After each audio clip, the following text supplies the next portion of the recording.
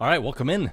Thank you guys for joining me here on this Markets and Lunch. We're going to talk a little bit. We're gonna do something kind of interesting here, kind of fun. What we thought we would do here for a little bit on this broadcast is watch the news together, watch a financial show together here in the CNBC, and we're gonna just look at some of the stocks that they're talking about. We're gonna look at some of the things. They're gonna talk about a lot of movements in the stock market, about what's happening. Obviously, it's been a crazy last month or two or three, a lot of volatility, obviously a lot of geopolitical things that are affecting the markets, and it's interesting to look at these shows and watch, what they're talking about. What stocks are they talking about? What assets are they talking about? And to look at it through the lens of risk and volatility. Because what we have found by doing this kind of off the cuff a little bit here and there is that what we find often is the things that are being talked about often aren't some of the best performing, and some of the things, sometimes they are, sometimes they aren't. So what we thought we would do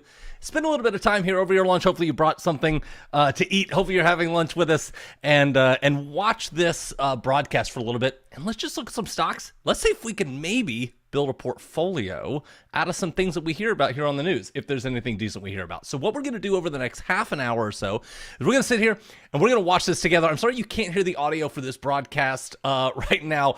We're going to do this again. We just had a little echo problem, so that's fine. We can see everything that's on the screen here, and we can start to look at things. And I'm going to start just plugging things into RiskSmith here. You can see here on my screen, I've got RiskSmith up. And by the way, if you're not a RiskSmith user, if you want to follow along and do this with us at home, just pull up a browser and type in app.risksmith.com/explore/ and then any symbol that you want to look up. You can see right near here, I've got Apple. I can do this for, say, Boeing Airlines if I want to. And what this is going to show you is it's going to give you a look at our stats that we provide. And let me give you a quick overview of what those stats look like and what these stats mean and why it's an interesting way to look at these assets. So when you look at one of these pages, right, you're going to see some information about this particular asset, and you're going to see, the first thing you're going to see is this histogram. So what this histogram is showing you, this histogram is actually showing you a year of daily returns of this particular asset. So this is Boeing. So every day that at the end of the day, we take the return for that day and we put it into this histogram. And these are half degree or half percentage buckets. So 0 to 0.5%, half to 1, 1 to 1.5, etc. And then the ends are plus and minus 5%. And we lump everything that's greater or less than those into those buckets. So you can kind of see if this thing really is very volatile or exactly how it moves. So that's how you can interpret this histogram. And then we're going to look at 3 different scores. The first score is this risk efficiency score. This is basically a measure of how well this particular asset changes risk into reward, right? So for every down day that it has, what do its up days look like? Ultimately, we're looking for something that, look, everything's going to have a down day, right? Every asset's going to have a down day. That's going to happen. You have to lose to win. That's just part of the game. But what we want to make sure is that our losses have corresponding higher gains on the other side. So our losses should be smaller than our gains are in aggregate, both in number and in amount in aggregate. And that's what risk efficiency is going to show you. When you look at this score, one way to understand this is just simply to it's an absolute score. It can go into the negatives like this, and it can go, really, there's no upper bound on it. Typically what we say is you want to look for things, generally speaking, in your portfolio should be over 1 is probably a good place to start as a general guideline. Over 2 is getting really good. Over 3 is exceptional, and over 4 or so is bonkers, really, really good. This thing is really getting a lot more reward for the risks that you're taking. And the other way to think about that is you're getting a lot more gains for every loss that you take in that particular thing. So push the risk efficiency number as high as you possibly can. Your D score here in the middle is going to tell you really this is actually the amount that you need to expect, the minimum amount that you need to expect this thing to drop once or twice a month. It's 20 to 1 odds of this particular of a drop of this amount, right? So the way we can interpret that is we can say that if we invested in Boeing, we can expect that once or twice a month, it's going to be down at least 3.92%, statistically speaking, based on its past history. And finally, we do show you its growth over the past year, so you can see exactly how this thing's been performing. So that's how to interpret what we're going to be looking at. Again, if you guys are out there, you want to follow along, just go to this URL,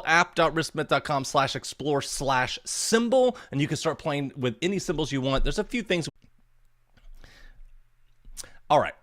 So, and I just got a notification that my stream disconnected, so hopefully it's back. Either way, all right, so let's take a look at it here. You know, when we watch these shows, and their symbols are flying across the screen. So let's just go ahead and start looking at these, right? So right now, you know, they're talking about Ford. So let's look at this. Let's look at Ford. It's actually a position that I have in my own portfolio. Symbols F, let's take a look at Ford. What does Ford look like? You know, they're talking about it right now. They're talking about the price, the PE, and so here's how Ford looks like from a risk perspective. So risk efficiency, 0.86. Not great. It's not great. This is one that, like, really, I probably would go back and actually reevaluate now in my own portfolio, because I tend to have a rule for myself that I don't want to invest in things, generally speaking, that have lower than a 1 risk efficiency. I make some exceptions. I might make an exception here for Ford as well. Either way, D-score is 4.16%. Ford's going to be a relatively rough ride. You're going to need to put up with a 4.16% loss at least twice a month, probably, if you're holding this position. So, you know, if that makes you nervous, if it makes you feel like, I don't know if I can, then maybe this is not a great investment for you. But again, really what matters is how this works in a portfolio. And here in a little bit, maybe we'll look at some of these in a portfolio. I'm going to write this down. I'm going to keep a little list here of some symbols that we find, and we'll see if we can make a portfolio at the end of this out of some things that we heard about on the news that look like they have good stats. We'll see how that portfolio might actually perform in the market. So let's look and see what else they've got here that they're talking about. A lot of things in the ticker going across the screen here that are quite down. Halliburton, HAL. Let's look at Halliburton. And this is actually, by the way, like, what I'm doing here is something that is I do this on a regular basis. I just sit and watch the news, or I read articles, and I plug in symbols, and I just see what it looks like. So Halliburton, okay, so the histogram, you know, it's got a little bit of a bellish shape, but it does stretch out. You got some tails on the end with the 5 and the 5 right here and there, so it's gonna have some volatility. You can see that is absolutely shown in the D score, 3.98% here, and the risk efficiency 1.28. So this is getting a little bit better. So, and also, by the way, 49.25% growth. So over the past year, this stock has grown 50%, which is great over the past year. And it's done so in a relatively risk-efficient way, 1.28. That said, it is going to be a rough ride. So although it's going to go up, and although it's trading risk for reward well, it's still going to be a little bit volatile. Maybe that's fine. Maybe you don't care about that. And that's fine too, right? This is all a personal thing. You can build your portfolio however you want that suits you. There's no right answer to this stuff, right? All right. So I'm going to write down Hal and F, and my pen just stopped working, so that's fantastic. We'll get another one. All right, so we got Halliburton, and we've got Ford. What else are we looking here? The T-note, I actually don't know the symbol for that off the top of my head, but look at this. Hormel Foods is up. HRL is Hormel Foods. I've actually never looked at Hormel Foods. I'm kind of curious what they look like. Let's see. Okay, you can see, so here's a great example, right? Compared to Halliburton, right? So this thing, a lot less volatile, 1.72 D-score compared to close to 4%. So in any given month, you can expect this to, at minimum, probably drop 1.72% or more. So that's a little bit more tolerable. I feel a little bit better about that. Risk efficiency of 0.59, you know, it's okay. It might work well. Growth is only sitting at 9.8%, so this is one that I might look at, but I don't know. I'm not terribly excited about this particular asset right now. So let's skip that one. I'm not going to put that one on our list. By the way, you know, I just saw the S&P 500 go by. Just to give you guys a little context here for what this, how you can compare this. Okay, so here's the S&P 500, which actually has gotten a little bit better recently, I believe. So this is SPY, the D score, almost the same as Hormel, 1.77%. That's relatively fine. You can see here how this histogram looks like kind of everything's in the middle, right? This is what we call a bell curve because it kind of looks like a bell. And it doesn't really have anything out on the ends. They're have historically, there have not really been days where the S&P has dropped more than 5% or gained more than 5%, really not even 3 or 4 or 5% in the last year. So this grinds up relatively steadily. A 1.06 risk efficiency, it's right there on kind of the level of where we'd say, okay, you can, for me personally, and where I feel relatively good about it, 16.34% growth. So this is a great way to start to get an idea for how everything else compares, right? Because the S&P 500, the NASDAQ, the Dow Jones, you can actually create, we even have a portfolio that we can share out, and I'll try to remember to do this here after the live stream. We have a portfolio where we combine those three indexes together, so you can get a really good look at what the market numbers here are in general. And what the goal is, try to beat the market, right? Else you might as well just invest in some index funds and just follow the S&P or whatever it is. So the goal is to try to beat it. So what I like to do is I like to look at these numbers, the market numbers, on a fairly relatively regular basis, and just make sure that my numbers look better. So that gives us a little bit of a baseline for what we're looking at here. So let's see what else we're talking about. Oh, Citibank. Okay. Citi, well, they're talking about Citi raised U.S. equities. Yeah. So that's actually like a rating essentially, but let's just see. I think, is Citi, is that right? No, I don't know if this is actually a symbol. That's fine. Let's find another one. Norton LifeLock, NLOK. All right. Very good. So NLOK, Norton LifeLock. Whoa, look at this. That's going on the list. NLOK. So Norton LifeLock, they make Symantec, so they make security software and a number of things, right? Antivirus software, that kind of thing for computers. But look at this. Really interesting thing here with the histogram, because you've got this sort of bell curve-ish shape that's happening, right? Things are kind of consolidating to the middle. You can see that it spreads out a little bit. That's reflected in the D-score. It's at 2.38. It's a little higher than the market at 1.77. But it's still not as high as, say, like Halliburton, Ford, which are up near 4%.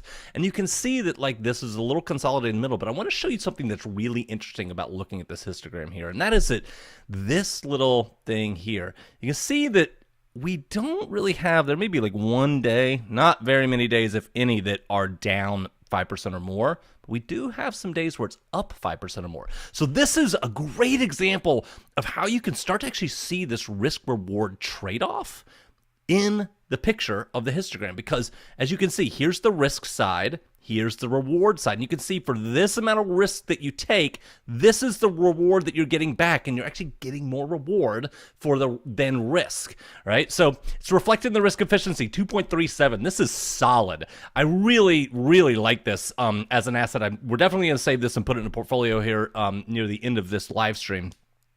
2.38 D-score, 50% growth over the past year. This is an interesting one to me. I definitely like this. I'm glad that we found it. Lamar Advertising, LAMR. Or let's look at Bank of America, BAC, since they're talking about it here. They're talking about the banks right now. And so if you look at some of the banks, let's look at, say, Bank of America. Not terrible, 0.98. It's not great. It's not terrible. Let's look at it compared to, like, say, Morgan Stanley. Oops, put an extra slash in there. So Morgan Stanley, not as good. So if you're going to invest in a bank, I mean, if you want to and you don't feel strongly about either one, Bank of America, probably a better bet. It's got better odds. Right? Than MS here, than that does. So let's see. What were we? LAMR, Lamar Advertising. Kind of curious to see what that is. Okay, Lamar Advertising. Billboards, right? Lamar's been around for a long time. Billboards, a lot of advertising stuff. 1.41 risk efficiency, 2.35% D-score. This is actually the D-score is similar to Norton, right? Which I think was around that, 2 point some odd.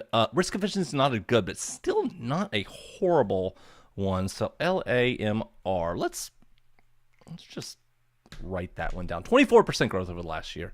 You can see this. And what's interesting is like you can also see how these combine together with other things. So the risk efficiency can go down for the portfolio if you combine it with another thing like Honeywell here. If you combine it with something like gold, GLD, or Google, you can see how it changes your risk efficiency. This is the magic of putting things together in a portfolio because you get things to work off of each other, right? So it's not enough to kind of look at one of these and say, oh, the risk efficiency is this, it must be bad, it must be good. Ultimately, you've got to look at it in the context of your portfolio and how it works with your other assets, because that's what really successful investing is all about. It's about putting a group of bets together that work together. But you do also have to make sure that you're taking good bets at the individual level. And so this is a good kind of litmus test to say, hey, maybe we should look at that and see what it would do in our portfolio. Johnson & Johnson, I just saw Johnson & Johnson go across the screen. J&J, obviously a big year for them with COVID. Is it J&J? Is that Johnson & Johnson? Yep, sure is. And so, yeah, so here's Johnson & Johnson. Pretty stable, 1.36% D-score. Again, you can see the histogram is squashed into the middle there. Risk efficiency 0.52, 8.98% growth. I'm not wowed by it. I'm probably not going out of my way to put this one on my list. Norwegian Cruise Line, NCLH. Let's look at NCLH. I've got a buddy of mine that does some work around the cruise lines. Boy, they got hammered during COVID, right? Cruises got shut down for like 18 months or whatever it was, or 2 years. I don't even know. Obviously they've had a tough year, and you can see, look at this. Now this is some volatility. I probably wouldn't touch this with a 10-foot pole if it were me, but you do you. As you can see, risk efficiency is really in the toilet, negative 0.71. The D score also, by the way, you're not trading risk for reward efficiently at all. In fact, horribly in this single asset. 5.26% D score is pretty high, really high. So this thing, and look at this, it's dropped 42.47% in the past year. Not one that I'm going to rush out to add to my bench thing. But here's another thing, right? Like, what I want you to understand this is that I'm looking at Norwegian. I have nothing against Norwegian Cruise Lines. I'm sure they do a great job. I'm sure the cruises are lovely, right? So nothing against Norwegian as a company, but right now the asset is just not a good bet. It's just in a place right now where it's just not a great bet. And so for me, I'm not going to touch it. But if I really like the cruise line industry, if I think, oh, once COVID really is over, which hopefully we're getting to the wrap-up stages now, and once everyone gets traveling again, are cruises going to come back? I might watch this. I might watch this risk efficiency to come back up, this growth to start getting into the positive numbers, and the D score to come down. If this thing starts to stabilize, I may pull that into my portfolio if I want to support the cruise industry. I do love going on cruises. It's awesome. All right, let's see what else we got here. What else is going on? Hey, Walmart, WMT. Let's see what Walmart looks like, huh? Let's see. Okay, fine. Not great. Emerson Electric, EMAR. I've never heard of Emerson Electric. They're down today. And let's see what. Okay, yeah, 0.38, 2.38 D score, 7% growth. Nah. DoorDash, DASH, DoorDash.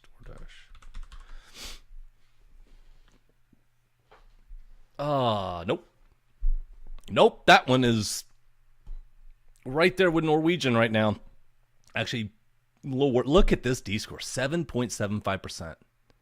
Think for a second about what this means.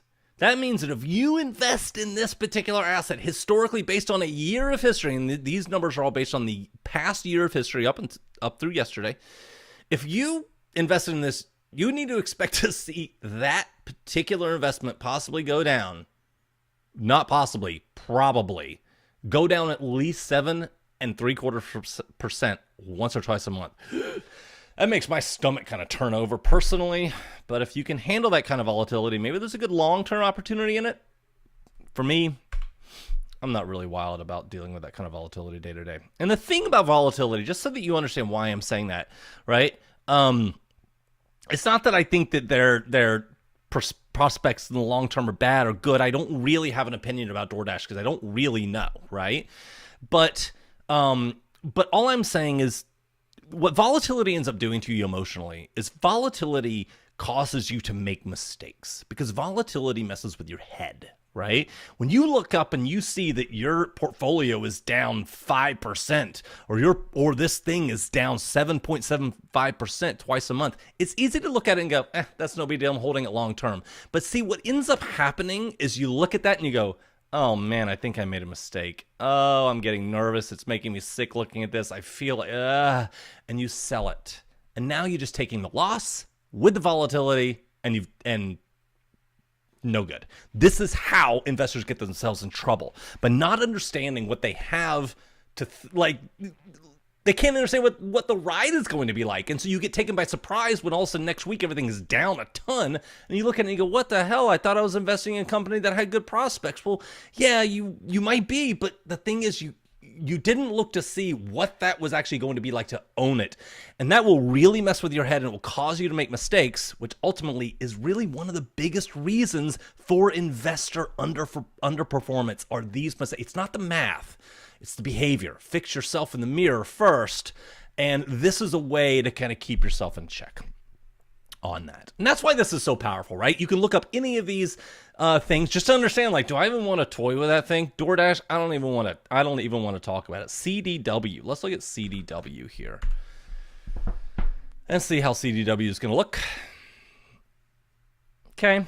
Again, not great, 0.48. You can see a lot of assets in the 0.4, like in the mid, this kind of right under 1, but above 0 risk efficiency. D scores in the 2s. That's a sign of volatility. It's a lot of volatility. It's a very volatile market, and a lot of these assets are volatile right along with it. And that's you're seeing this reflected. Now, Snowflake, they just put Snowflake up. Snowflake is a technology that we at RiskSmith have used in the past. Again, very volatile stock, not one that I'm probably going to mess with.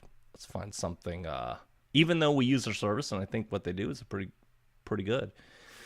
AMD, another tech stock. You know, tech stocks have just been hammered over the past little bit.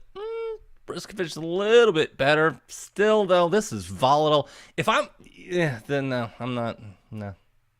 Not that interested in it, you know.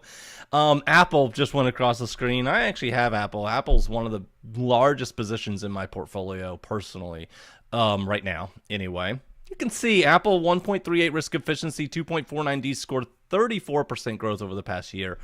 Yeah, this one is fine. I feel good about this one right now. I like Apple long term, and right now it's performing well as an individual bet. But if this drops below 1, I may reevaluate, and I may end up selling part of my Apple and allocating it to another position that just has a higher risk efficiency, because I don't really want to ride this down. This is something that I do for my personal portfolio. I watch my risk efficiency pretty carefully. I want to keep my portfolio risk efficiency as high as possible. And at the individual level, if my portfolio risk efficiency starts to fall, I start to look at the individual equities, right? And I try to find where's the player on the team that's not performing. And then I'll look at that and say, okay, you know, I probably should maybe swap this player out, get a different player on the team. And that's the situation there. So with Apple, I don't know what I'm going to do personally, but I'm going to watch it. 1.38 risk efficiency, not bad. It could go back up. These numbers could improve over the next month, so we'll just keep an eye on it. Let's see what else we've got. Let's look for like something that is not all. Oh, BJ. BJ's Warehouse. Got one of those about 10 minutes from my house here. Ooh, okay. Talk to me, Goose. 2.24 risk efficiency for BJ's. All right. D score's a little high. It's a little volatile. But again, check this out. We got this asymmetry here.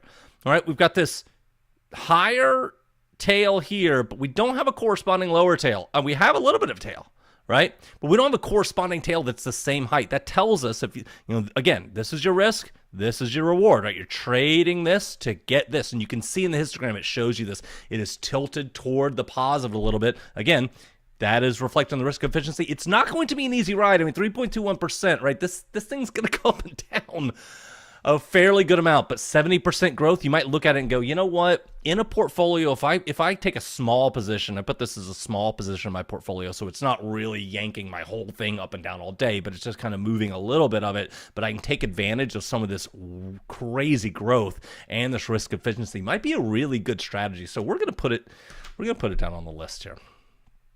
Let's see. Let's see. Let's not look at Twitter. We looked at a lot of tech. I want to find something that is really unrelated. Coca-Cola, KO. I've looked at Coca-Cola a number of times. Can't remember. 2.18. Look at this. I love it. KO on the list we go. All right. We're going to collect a few more here, and then we're going to jump into RiskSmith and build this portfolio real quick, and then we're going to see what it looks like. So you can see how then, and this is what you can do, right? Like literally you can just watch a news show for 30 minutes, test out symbols, find the ones that look really good. Hey, I like Coca-Cola, good company, great numbers, and then start to arrange a portfolio, and you can build a portfolio, a high-performing portfolio. They will outpace the market, by the way, in terms of these numbers. You can do it in about 30 minutes. It doesn't take, I mean, you can do it in about 10 minutes, to be honest with you. You got a list of ideas. U.S. Food Holding Corp. USFD. Okay, let's see what that looks like. Nah. We got some indexes here, the XLY, XLV, Bitcoin Strategy ETF, BITO. Do we get that one in here? Let's see if we've got that guy. We do have crypto in here, so if you want to look up crypto, you can do like BTC-USD, which will give you Bitcoin traded with dollars. You can see, like, here's what Bitcoin looks like. You know, negative 0.18 risk efficiency, high D-score. This is a very volatile ride. It has lost 10.5% over the past year. You can look at some other ones. I don't know if we've got Litecoin in here or not. Let me see. Yeah, we do. Yeah, its numbers are not spectacular from a risk-reward trade-off standpoint and a volatility standpoint. Again, depends on what you're looking for. If you enjoy this kind of ride, you want to do this. You can also, one of the things you can do too, and we're going to look at this. In fact, we're going to let's add some Bitcoin into this portfolio that we're going to make. Because what I want to show you is how, the real magic of portfolios. And now we're at commercial. Why don't we jump in and build this portfolio? We're almost at the bottom of the hour, and I want to keep this short for y'all so you can get back to work. So let's go here and let's add a new portfolio. And we are going to start adding our positions in here. So Halliburton. So we're going to add Halliburton in.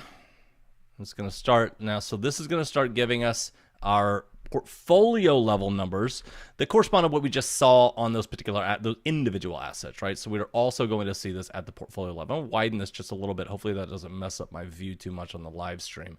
Okay, so I added these two together. The risk efficiency is better than just Halliburton by itself. D-score is still pretty high. Let's go ahead and add our in-lock. I really liked this one. Norton LifeLock. What do we have here? Nice. Risk efficiency almost at 2. D-score came down to 2.56%. Now we're kind of getting somewhere here. Lamar, if I remember, I liked Lamar. So let's put Lamar in there and see what this looks like. Okay, it pulled the risk efficiency down, but not much. It also helped to tamper the D-score. I kind of like that personally because I'm okay with this risk efficiency. I really wanted to get that D-score down. I like it coming down because, again, me personally, I don't like to watch things smack around during the day too much. So I'm gonna keep that one in there for right now. Put BJ's in there. We looked at BJ's. Ha ha ha. D-score down, risk efficiency up. Let's go, go, go, go, go, go, go. Yes. Okay, Coca-Cola. We liked Coca-Cola. We like Coca-Cola. Boom. You kidding me? I'm loving it. All right, so here we go. We just put 6 positions together, right? That we just picked from the news randomly. I've not added Bitcoin in. We're going to do that in just a second. But before we do that, I want to look at these numbers for a second. We just added in 6 positions that we just heard about on the news. We didn't hear them talk about it, right? We just looked at the ticker at the bottom of the screen. A lot of the ones they talked about, we did not put in there because they did not look very good. But we were able to find a few gems in the batch. And look at this. We put together a portfolio in 2 minutes. And I mean, I guess 30 minutes if you consider the watching. And now we got 2.69 risk efficiency, 1.47% D score. This is lower than the S&P. This is a more stable portfolio than the S&P, while also being about twice as risk efficient. How much did this grow in the past year? By the way, over the past year, this portfolio of these positions in these allocations, these percentage amounts, grew 41% over the past year, with less volatility than the S&P 500. That's crazy. Check this out. You see this little gap right here? That's what we call alpha, baby. There it is. Look at that. Now we've got a portfolio that while the rest of the markets over the past few years, past few months has tanked, has continued to do well. It's like really kind of this easy. Now let's add in some Bitcoin, shall we? So here's the thing about Bitcoin is you may want to do some crypto stuff. Cryptos are interesting. Cryptos are really cool. There's a lot of opportunity out there in cryptos, but they're volatile, right? Some, they don't have a lot of, they don't have a great risk efficiency across the board, generally speaking, the ones that I've looked at. But they could have a lot of long-term upside. And maybe you just want to play with it. Maybe you've got some Bitcoin you want to put in your portfolio. So what's great about this is that if you keep this position small enough, right, you'll be able to play with this in your portfolio in kind of a safer way. So let's just see what happens when we add Bitcoin into our portfolio and see what our stats do. Great. So check this out. Perfect example, right? Because now what we've got is we've got a little bit of Bitcoin in here. It's 6.04% of our portfolio, which is actually not bad. It's 0.0119 Bitcoin. It didn't really hurt our risk efficiency much, and our D-score stayed about the same, and our growth, it did pull our growth down a little bit. Our growth is at 34% now over the past year because Bitcoin's been down for almost 11% over the past year, right? So if you're okay with that, you're like, yeah, I'm fine. I'm gonna trust it. These numbers look great, right? These numbers look fantastic. We can look at the covariance matrix here as well. The covariance matrix here is going to show you how correlated these things are, right? This is like one of the really big tricks, which is if you can get things that are uncorrelated, right, then what that means is that as your portfolio grows up, this is why the group of bets is so important. It means that one thing that might go down one day is going to be buffered by something that goes up, right? And so you're going to be able to kind of hedge positions against each other by finding things that are not correlated. And the kind of quick way to interpret this is basically the darker the squares, the less correlated they are. You want this overall thing to be darker than you want it to be bright green. So my bad, not trying to print the covariance matrix. But you can see that, like, for example, BJ is very uncorrelated with Bitcoin, etc. So this is a very uncorrelated portfolio. It looks like it's going to work pretty well. The numbers look good. The growth looks great. Especially if I take Bitcoin back out of here, right? These 6 positions, we have a portfolio that looks great in terms of how it trades risk for reward. It doesn't have a lot of volatility day to day. In fact, you're going to have less volatility here than you are in the S&P 500 and the general markets, to be quite honest with you. And yet, it still made 41% over the past year. That's the magic of building portfolios. So it is the bottom of the hour, and I don't want to bore you guys. Just a quick lunchtime look at some of the assets that they're talking about in the news and how they look from a risk perspective. I hope you guys enjoyed this. We're going to do this again, and next time we'll try to get the audio from the stream in here as well, so you can actually hear what they're talking about. Because one of the things that also is important to notice, right, is that is that a lot of times the things that people are talking about and hyping up on the news, right? You'll hear about Tesla, you'll hear about all these big cap stocks, right? All these ones that seem like, hey, everyone's talking about it, I probably should get into that, right?